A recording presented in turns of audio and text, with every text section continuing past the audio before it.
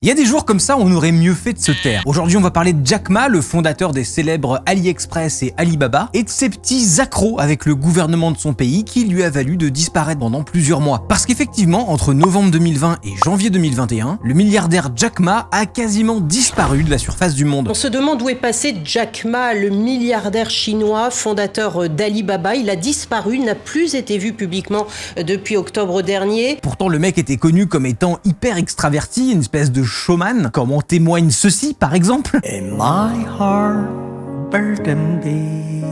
Et ben il a pourtant pas donné de signe de vie pendant plusieurs mois. Jack Ma il est né en 1964 à Hangzhou en Chine. Ses parents étaient des musiciens traditionnels et également conteurs d'histoires. Et comme les chiens font pas des chats, c'est sûrement de là que Jack tient son excentrisme, mais surtout son adoration pour le storytelling d'entreprise. En Chine, on admire son parcours. C'est l'exemple même du mec qui a jamais renoncé malgré les échecs. C'est vraiment une figure d'ambition pour le peuple chinois. Parce qu'au début pour lui c'était un peu galère. Par exemple, il lui a fallu 3 ans pour réussir l'examen d'entrée à l'université. Il avait notamment des carences en mathématiques et can relate. Mais plus marrant, il a aussi été refusé à l'académie de police et plus d'une dizaine de fois par Harvard.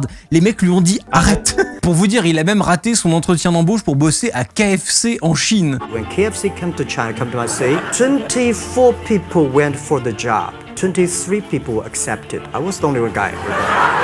Le bro était pas doué. Mais en parallèle, il bossait son anglais parce qu'il parlait beaucoup avec des touristes à qui il faisait visiter sa ville natale. Il va quand même réussir à sortir diplômé d'une licence d'anglais à l'université normale de Hangzhou en 1988 à l'âge de 24 ans. Et il deviendra prof d'anglais dans la foulée à l'université polytechnique de cette même ville. Et d'ailleurs, c'est aussi là qu'il va rencontrer sa future épouse qui sera sa partenaire de bataille dans l'aventure Alibaba. En tant que professeur d'anglais, il avait une méthode assez originale parce qu'il s'en foutait un peu de la perfection grammaticale tant qu'il réussissait à désinhiber ses étudiants. Il se concentre sur faire le show et il va enseigner sa matière comme d'autres feraient de la comédie. En tout cas, même si on apprécie son originalité, c'est clairement pas dans ce taf-là qu'il va faire une tonne de fric. Et en réalisant qu'il a de plus grandes ambitions que gagner l'équivalent de quelques dollars par mois, il va décider de fonder à côté une agence d'interprétariat. Cette agence, elle lui permet de voyager et en 95, le gouvernement le sollicite pour accompagner des officiels chinois à Seattle aux États-Unis dans un cadre un peu spécial puisque c'était une municipalité chinoise qui s'engueulait avec une entreprise américaine. On dirait le début d'une blague de Toto, le truc. Mais ce voyage un peu random, il va changer sa vie. Parce que le Jack, là, à ce moment-là, il découvre Internet.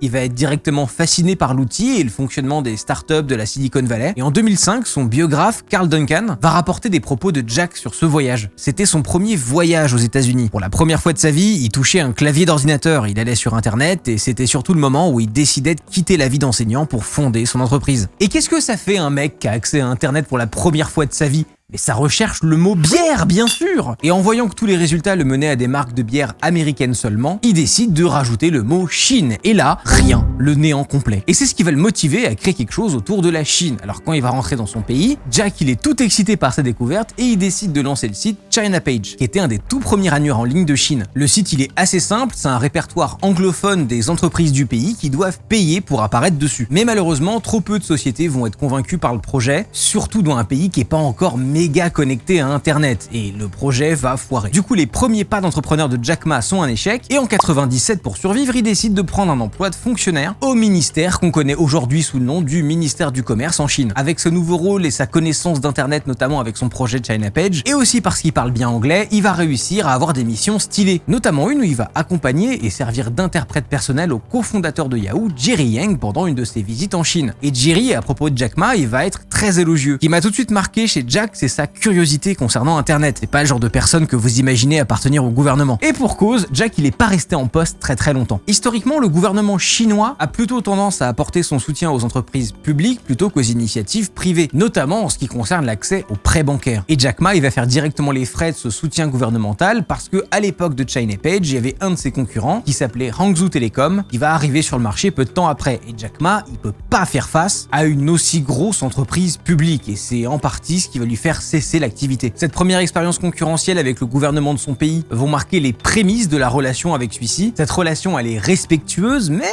Il vaut mieux que l'État reste loin de ses affaires à Jack. Et d'ailleurs, plus tard, il va donner ce conseil à ses employés: soyez amoureux de votre gouvernement, mais ne vous mariez pas avec. Bon, en parallèle, il hésite quand même pas à dire en public qu'il n'aurait aucun problème à céder son entreprise tout entière à sa nation si celle-ci lui demandait, et il faudra attendre sa 3e entreprise pour que la carrière de Jack Ma décolle. En 99, il s'entoure de plusieurs de ses potes dans son minuscule appartement à Hangzhou, et ensemble, ils vont fonder un tout petit site sans prétention à l'époque, Ali putain de Baba, qu'on connaît aujourd'hui comme étant le gros site de vente B2B en Chine, leader sur le marché, le Amazon chinois, et qui sert notamment à relier les usines chinoises à des clients professionnels dans le monde entier. Après quelques petits couacs au démarrage normaux comme tout le monde, l'entreprise va s'envoler et Jack commence son ascension entrepreneuriale. Et ça arrive pas n'importe quand, parce que la fin des années 90 et le début des années 2000, ça marque le début d'une décennie où la Chine va se développer énormément, au point d'arriver à être la 2e puissance économique mondiale. Les entreprises privées y sont pas pour rien, le Parti communiste chinois va devenir de plus en plus dépendant d'elles, notamment en ce qui concerne la création d'emplois et les recettes fiscales. À partir de 2002, le gouvernement va se calmer un peu sur l'idée que les entreprises publiques doivent absolument dominer tout dans le pays. Il va même reconnaître officiellement que les entrepreneurs privés sont, je cite, des forces productives sociales avancées. Mais il n'empêche que la Chine, c'est pas un pays comme les autres, et la relation entre le Parti communiste et les entreprises privées, elle est toujours très fragile. Cette période, elle est aussi spéciale parce que c'est un véritable désastre économique pour une bonne partie du monde occidental, et de son côté, la Chine rayonne d'assurance, notamment grâce à 2 facteurs, qui sont ses puissantes entreprises de tech.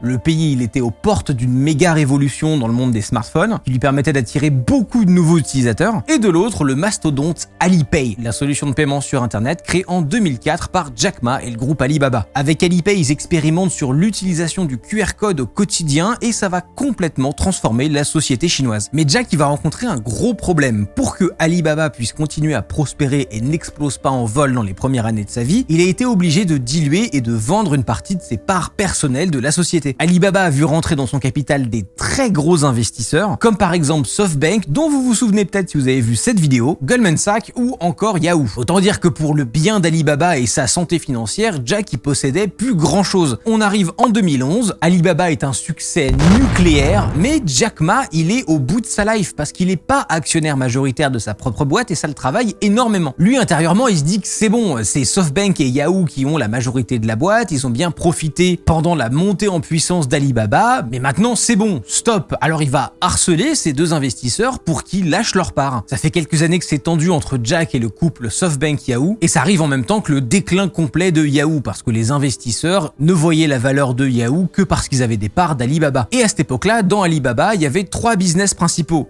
Alibaba.com, Taobao et Alipay. Et c'est à ce dernier business que Jack va s'attaquer, puisqu'il décide au calme et unilatéralement tout seul dans son coin d'en prendre le contrôle total en mai 2011. Le bro a des couilles. Mais alors comment il a fait ça? Eh ben il a préparé un plan d'attaque depuis 2009. Au moment où tous les yeux étaient braqués sur Alibaba, il a reformé la structure légale derrière la plateforme de paiement de telle sorte à ce que 100% des actions lui appartiennent. Du coup, Alipay, au lieu d'appartenir à 100% à Alibaba, la société mère, appartient à Jack Ma. Et cet accord, il était turbo secret. Yahoo, ils en auraient entendu parler qu'en mars 2011, parce que ce transfert, il s'est produit, et je cite encore, sans que le conseil d'administration ou les actionnaires en aient été informés ou aient donné leur accord. Il s'en bat les couilles. Bon, tout le monde savait à l'époque que ça faisait des mois que Jack y râlait pour récupérer des parts, mais personne se douterait qu'il allait viser Alipay. Le move était quand même bien foutu. Tout ça c'est cool, mais c'est quoi le rôle du gouvernement dans tout ça, et pourquoi on l'a fait disparaître ce mec? Eh bien, à l'époque, quand il a récupéré les parts d'Alipay, Jack, il a justifié ce stratagème en disant qu'il valait mieux qu'une entreprise chinoise reste en Chine, notamment pour être sûr de bénéficier des aides de la banque centrale du pays, qu'aurait pu bloquer si la majorité de l'entreprise appartenait à des investisseurs étrangers. Et brosser son gouvernement dans le sens du poil, ça peut marcher. Avec un move pareil, des membres haut placés du parti ont eu le sentiment que Jack était en train de prouver sa loyauté à son pays en refusant l'argent d'investisseurs américains. Mais ce à quoi Jack s'attendait pas, c'était la réaction de ses copains entrepreneurs en Chine, qui ont reproché à Jack d'ébranler complètement le système financier sur lequel eux y comptaient pour attirer de l'argent des investisseurs étrangers, mais aussi pour liquider discretos leur boîte à l'international. Bon, ça c'est autre chose. Cette affaire, elle montre surtout la ruse de Jack quand il s'agit d'avoir quelque chose qu'il veut. C'est une sorte de joueur d'échecs avec plusieurs coups d'avance qui sait très bien naviguer entre son bien-être personnel et celui de son pays. En octobre 2014, Alipay est rebrandé en Ant Group et surtout va être totalement séparé d'Alibaba. Et là, on entre dans une période de grand délire. Jack, il est hyper confiant de son business. Personne peut le détruire ou le faire disparaître. Il a l'impression l'impression de régner sur le monde, il va intégrer la liste des personnes les plus riches de Chine, et surtout, Ant Group fait partie des entreprises qui montrent au monde entier que la Chine sait innover. Jack, il va devenir un symbole entrepreneurial soutenu par son gouvernement, et il va être montré comme un vrai modèle de réussite. Entre Jack et le Parti communiste chinois, c'est clairement une période de lune de miel. Le gouvernement est très fier de son ambition, et probablement aussi du fait qu'il l'ait mise à l'envers à des Américains, et surtout à l'époque, leurs intérêts sont parfaitement alignés. Au point que le gouvernement chinois à l'époque va même se détendre un petit peu et donner des coups de pouce aux entreprises chinoises pour qu'elles aillent se développer à l'étranger. Ça en est arrivé à un tel point que le point culminant de tout ça, c'est que Jack a eu le privilège d'accompagner le président Xi Jinping pendant une visite officielle aux États-Unis en 2015 et il lui a servi d'interprète sur place. Alors normalement, vous commencez à comprendre qu'il y a une certaine dynamique entre Jack Ma, le gouvernement et l'opinion publique chinoise. Et en parlant de ça, il y a un petit incident qui va faire pencher l'opinion publique en défaveur de Jack Ma à une période où il était au top. Et tout ça, c'était à cause d'un employé qui bossait dans la régulation financière chinoise et qui sur Taobao, une plateforme qui appartient aussi à Alibaba, va déclarer au calme que les 2/3 des produits disponibles sur le site seraient des contrefaçons. Alors là, on a eu une guéguerre nucléaire avec le community manager de Taobao qui va aller sur Weibo, qui est le Twitter chinois, pour sous-entendre que le mec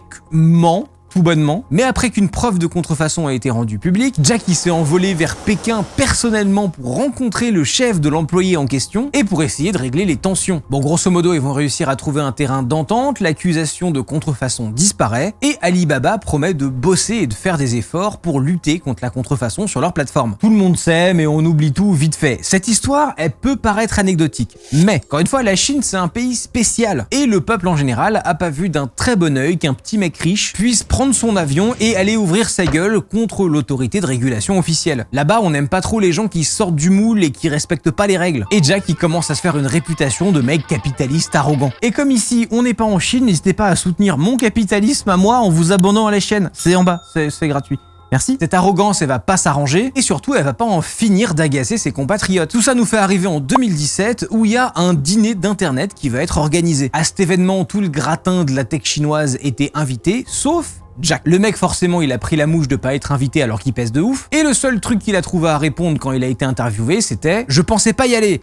De toute façon, personne m'a invité et puis j'aurais sûrement pas eu le temps. Si je voulais organiser un dîner, je pourrais. Moi, je peux inviter le monde entier, les plus riches, les plus puissants. Peu de monde aurait la chance d'être invité. Mais bon, ces dîners, ça sert à rien, je compte pas en organiser. Bref, en résumé, ouin sniff snouf. Mais devinez quoi, quelques mois après, pendant le Forum économique mondial de Davos en 2018, et sûrement parce qu'il était encore chafouin de pas avoir été invité, Jack, il décide d'inviter son contre-pique-nique des gens super puissants, ça me tabasse. Il va notamment inviter Justin Trudeau et Bill Gates et il prend soin à ce qu'on prenne des photos de lui avec eux. D'ailleurs, c'est même le département de relations publiques d'Alibaba qui va envoyer les photos aux médias et qui va pré-rédiger les articles qui seront écrits sur l'événement. Cette soirée, elle aura vraiment de l'impact et on en parlera dans le monde entier. Bon, ça pourquoi pas, hein, le mec est un rageux, on a compris, ok. Mais le problème, c'est qu'en s'affichant comme ça, tout le monde peut s'apercevoir qu'il manquait une personnalité à ce petit dîner. Quelqu'un qui aurait pas été invité. On parle pas de n'importe qui, on parle de monsieur Liu He, vice-premier ministre de la Chine et bras droit de Xi Jinping lui-même et qui pourtant devait s'exprimer le lendemain au même forum économique pour parler d'une campagne du gouvernement chinois contre les risques financiers. À partir de ce moment-là, on va observer un lent désamour entre Jack et son gouvernement. À partir de 2017, on va plus s'attarder côté gouvernement à passer au peigne fin les finances des grosses boîtes du pays et on les régule dès que possible pour pas qu'elles fassent n'importe quoi de leur argent et qu'elles soient un peu trop libres. Ant Group va pas y échapper et va subir pas mal de limites dans sa croissance à cause des régulateurs du pays. Jack Ma, lui, toujours grande gueule, il va dire à qui veut l'entendre que si Alibaba a pu croître aussi vite, c'est parce que le gouvernement ne s'était pas attendu à voir du potentiel dans ce genre de boîte et que maintenant que c'est le cas, la croissance du groupe s'est mise à bien ralentir. Et en parlant du gouvernement chinois, eux, ce genre de coup, c'est pas trop leur délire. Ils vont voir de plus en plus Jack Ma comme un électron libre qu'ils arrivent pas à contrôler. Le mec, il parcourt le monde, il dîne avec les plus grands en prenant bien soin d'exclure les membres de son gouvernement. Mais le truc, c'est qu'avec Jack, tout est réfléchi. Il aime bien parader et se faire bien voir dans le monde entier, surtout hors de son pays, et ça, c'est très emmerdant pour le Parti communiste chinois. Bah ouais, ils aiment pas forcément qu'un gros businessman du privé parle au nom de la Chine un peu partout dans le monde comme si c'était un porte-parole. La Chine officiellement n'aime pas du tout la réputation qui est en train de leur faire Jack Ma à l'étranger, et ça aussi bien en privé qu'en public. Et ça se voyait parce qu'à chacun de ses retours de voyage à l'étranger, le gouvernement convoquait Jack pour qu'il débriefe tout ce qu'il avait fait, tout ce qu'il avait dit, avec qui, où, comment. Pire que ta daronne quand tu rentres de soirée et que t'as 15 ans. Et on peut comprendre leur inquiétude qui prennent beaucoup de pouvoir. Surtout quand on regarde ses trajets en avion, on voit que Jack il a passé plus de la moitié de l'année en dehors de Chine. Par exemple pour acheter des châteaux et des vignes à Bordeaux ou pour rendre des visites à des gouvernements d'autres pays. En 2019, Jack il décide de s'éloigner et il va quitter le conseil d'administration d'Alibaba. De toute façon, ça faisait des années qu'il n'avait pas vraiment de rôle fixe chez Ant Group non plus. Mais depuis qu'il a séparé l'entreprise du groupe Alibaba, il reste un actionnaire majoritaire. C'est toujours un des entrepreneurs les plus puissants du monde et il va utiliser sa fortune pour faire des dons et pour aider son pays pendant l'épidémie de Covid. Sauf que c'était déjà trop tard, sa réputation auprès du gouvernement était déjà faite, Jack était devenu trop puissant dans un pays qui n'accepte qu'un seul pouvoir central, celui du parti. Et puis même la Chine était en train de changer et Jack il faisait un petit peu trop le fanfaron en dehors du pays pour s'en apercevoir. Xi Jinping était devenu le chef d'État en Chine le plus puissant depuis des années et toute forme de désaccord entre un individu et son gouvernement était très risquée. En plus de ça, en tant que président, Xi Jinping, il avait fait de la lutte contre la dette et des risques financiers sa priorité numéro 1. Parce que les Chinois, ils avaient qu'une peur à ce moment-là, basculer dans le capitalisme à l'américaine avec les crises économiques qui suivent. Parce que tout ça, ça peut faire basculer l'économie d'un pays, mais surtout remettre en question le pouvoir du président. Donc quand Jack Ma décide de prendre la parole lors d'une conférence à Shanghai le 24 octobre 2020, le gouvernement l'attend au tournant et ils vont pas le louper. Jack, on le sait, il est connu pour son extravagance et son franc-parler, et il se doutait de ce qui se tramait au gouvernement, notamment côté régulation des entreprises. Il savait que Ant Group et d'autres fintech étaient dans le viseur du parti, et que celui-ci préparait des règles pour freiner ces entreprises du privé, qui devenaient un peu trop puissantes. Mais quand même, Jack est confiant, à tel point qu'il a annoncé la veille de son discours à ses employés qu'il allait s'attaquer à la régulation chinoise pendant son passage sur scène. Alors il arrive sur scène, il va prononcer son discours publiquement, au calme. Il déclare aussi que le système économique du pays est vieillot et qu'il faut absolument le réformer au plus vite.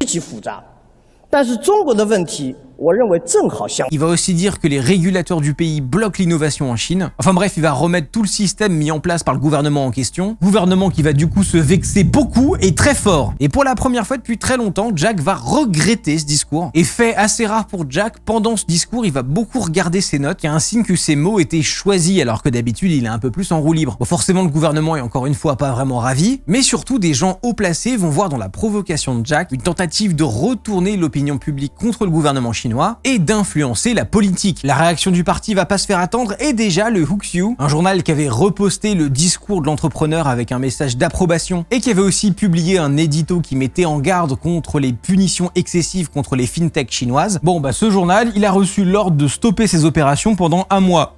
Finito. Un mois après, en novembre 2020, on apprend que Jack abandonne sa place de jury dans un concours de talent en Afrique qu'il a lui-même lancé. Et il va aussi mettre en pause le sommet annuel des entrepreneurs, un événement qu'il préside. C'est simple, entre novembre 2020 et janvier 2021, on n'entend pas un seul mot venant de lui. Jack Ma, le fondateur du site Alibaba, un des hommes les plus riches de la planète, a disparu depuis maintenant plus de 2 mois. Toujours en novembre, Xi Jinping intervient et décide de stopper net l'entrée en bourse de Ant Group. On appelle ça une IPO. Et cette IPO, ça aurait pas été n'importe laquelle, ça aurait été la plus grosse du monde, estimée à plus de 37 milliards de dollars. Avec l'arrêt net d'une opération aussi importante, la fortune personnelle de Jack Ma a chuté de 10 milliards de dollars et les parts d'Alibaba ont chuté d'environ 10% de valeur aussi. Plus tard en 2021, les autorités financières chinoises vont continuer leur guerre et vont donner une amende de 2,8 milliards de dollars à Alibaba pour pratiques monopolistiques. Amende qui sera rapidement suivie d'une annonce publique du gouvernement qui annonce son envie de réduire l'impact de Ant Group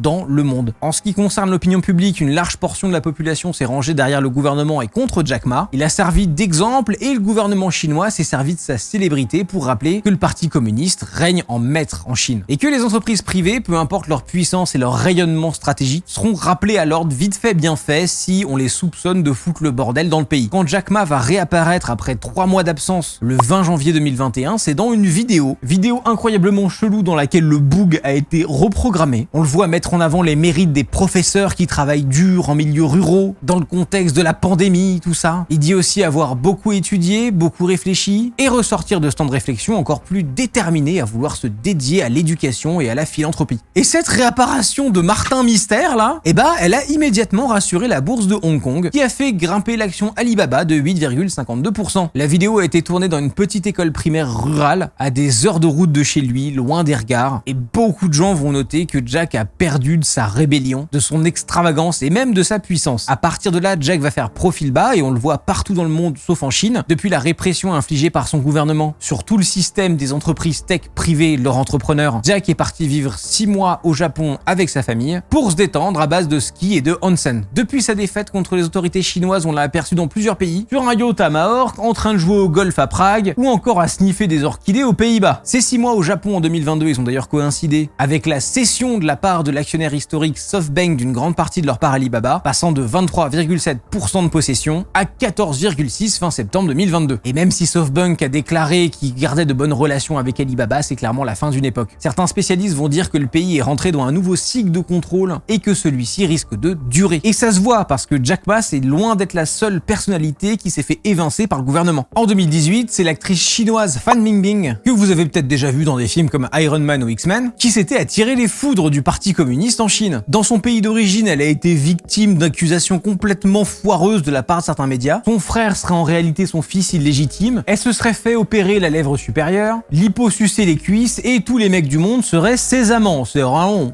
Du coup, quand une rumeur diffusée sur Weibo va affirmer, contrat à l'appui, que l'actrice chinoise fraude le fisc, personne s'est trop inquiété et personne s'est attendu à ce que des gens prennent ça au sérieux parce qu'on disait plein de trucs sur elle. Sauf que c'est cette rumeur de fraude fiscale dans l'industrie du cinéma qui va lancer l'affaire en mai 2018. Et tout est allé super vite, même si la personne qui était à l'origine de la rumeur a avoué avoir complètement menti, les autorités du pays vont s'abattre sur l'actrice. Rapidement, elle va faire l'objet d'une censure complète et ses films disparaissent d'internet. Les actions des entreprises avec lesquelles elle travaille baisse de 10% et en juillet de la même année, elle sera placée sous surveillance résidentielle. En tout cas, selon ses propres mots, moi personnellement j'appellerais ça du kidnapping, à tel point qu'on la reverra plus pendant 3 mois. Il y a vraiment une sorte de pattern. Cette forme de détention, elle a été instaurée en 2012 par le président Xi Jinping, qui a légalisé le fait de pouvoir tenir au secret pendant 6 mois maximum toute personne accusée d'atteinte à la sûreté de l'État ou de corruption. Et vraiment, le mot garde à vue prend tout son sens. On te garde à vue. Mais pour toujours. Des proches de Fan ont dit qu'elle avait été arrêtée par des policiers en civil hyper discrets, et pendant sa captivité, elle avait évidemment pas le droit de s'exprimer publiquement, ni d'utiliser son téléphone. On l'a privée de papier et de crayon, et elle était même privée de toute intimité, même sous la douche. C'est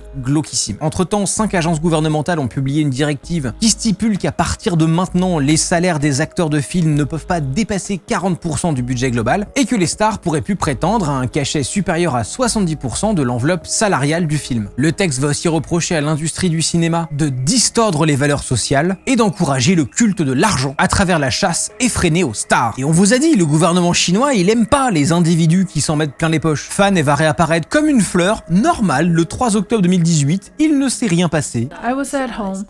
I'd really like to thank my friends around the world for the concern they've shown. Et à son tour, elle va avoir des paroles élogieuses envers son gouvernement. Tiens. Elle va prendre la parole sur Weibo et elle va s'excuser d'avoir déçu le pays. Elle dit qu'elle s'est montrée indigne du soutien et de la confiance donnée par la société et qu'elle se sent honteuse et coupable de ne pas donner le bon exemple à la société et à l'industrie cinématographique. Et surtout, elle rajoute à la fin la petite phrase qui tue: je ne serais rien sans le parti communiste et les règles justes de l'État. Et je n'ai pas écrit ça avec un flingue sur la tempe. Le même jour, les autorités fiscales ont déclaré que l'actrice n'avait déclaré que 1/3 du cachet reçu pour l'un de ses films et son agent a été arrêté après avoir été surpris en train de détruire ses livres de compte. Au final, elle a été condamnée à payer au fisc chinois une amende gigantesque de presque 110 millions d'euros. Un an après le début de l'exil de Jack Ma, soit environ en novembre 2021, ça va être au tour de la joueuse de tennis Peng Shuai de s'attirer les foudres du gouvernement chinois. Alors peut-être que vous en avez entendu parler, ça se passait sur son compte Weibo, où Peng décide de s'exprimer sur un sujet grave. Elle va publier une longue lettre dans laquelle elle avoue avoir une relation adultère pendant plusieurs années, mais surtout elle accuse l'ancien vice-premier ministre Zheng Gaoli de l'avoir agressé. Il va falloir que quelques heures pour que le post de confession disparaisse complètement du site, et vous connaissez la musique, ce sera pas le seul à disparaître, le post, puisque Peng disparaît aussi complètement de la sphère publique. Le gouvernement l'aura elle aussi réduite au silence. Ce qui va l'aider, c'est l'inquiétude de nombreux acteurs et actrices dans le monde du tennis mondial concernant les sanctions que son pays essaye d'appliquer sur elle. Elle aussi, elle va réapparaître tout doucement dans différents événements, après un vrai élan de soutien à l'international qui a mis la pression à l'État chinois. La Women's Tennis Association Association est même allé jusqu'à suspendre la totalité de ses tournois en Chine tant que la situation de Peng était pas résolue. Et les dernières news, elles sont toutes récentes, c'était en janvier 2023, parce que l'association elle a demandé à ce qu'une enquête soit menée et qu'une rencontre soit organisée avec la joueuse. Et même si l'association s'est vue répondre que la joueuse en question était en sécurité en Chine et bénéficiait de confort, qu'est-ce que ça veut dire? Je ne sais pas. Ils ont pas pu rencontrer Peng physiquement pour discuter de sa situation. Du coup, ils envisagent pas de retour des événements sportifs en Chine tant que les doutes sont pas levés sur sa sécurité et sur sa liberté de mouvement et d'expression. Le point commun entre tous ces gens, vous l'aurez compris, c'est la célébrité. Certains d'entre eux pensaient que le fait d'être super connu leur permettrait de critiquer un peu l'état en place, mais le gouvernement chinois est présent pour leur rappeler l'essentiel. Personne ne s'élèvera au-dessus du parti. En ce qui concerne Jack, la campagne d'intimidation à son encontre va s'inscrire dans un contexte plus large de durcissement réglementaire autour des grands groupes technologiques chinois qui sont devenus pour le gouvernement trop puissants. Et si les histoires où le gouvernement essaye de saboter des boîtes de tech vous plaisent, allez voir cette vidéo.